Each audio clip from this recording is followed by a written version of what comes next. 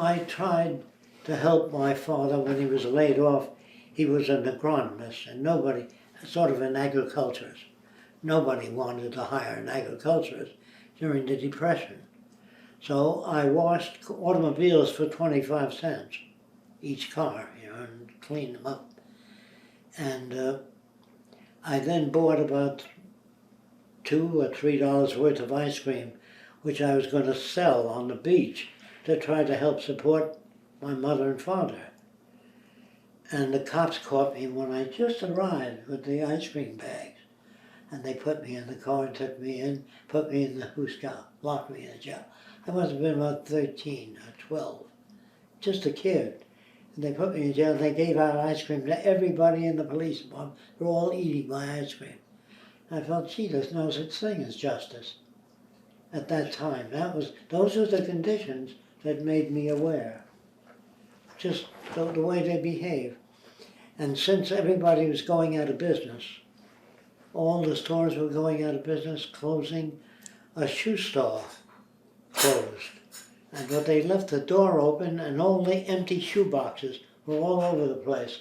So as a kid, maybe 12 and a half or so, I walked in and I was piling up the shoe boxes and making cities of the shoe boxes, And a policeman walked in and says, "You're in private property, you have criminal tendencies."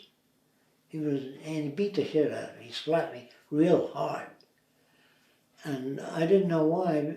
He said, "You shouldn't be in this store." The door was open, there was no shoes in their boxes, just empty boxes. So I piled them up and made buildings out of them. I was playing with it. But he told me that I had criminal tendencies. I didn't know what he was talking about. So then my father came down, he said, "What's the matter?" He says, "Your son has criminal tendencies. He's in private property." And so at that time, I guess it was that time that I began to lose respect for police.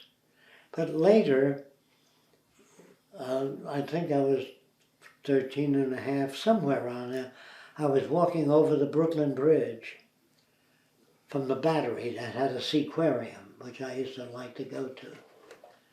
And I was walking over the bridge and there was a drunk sleeping on the walkway on the Brooklyn Bridge.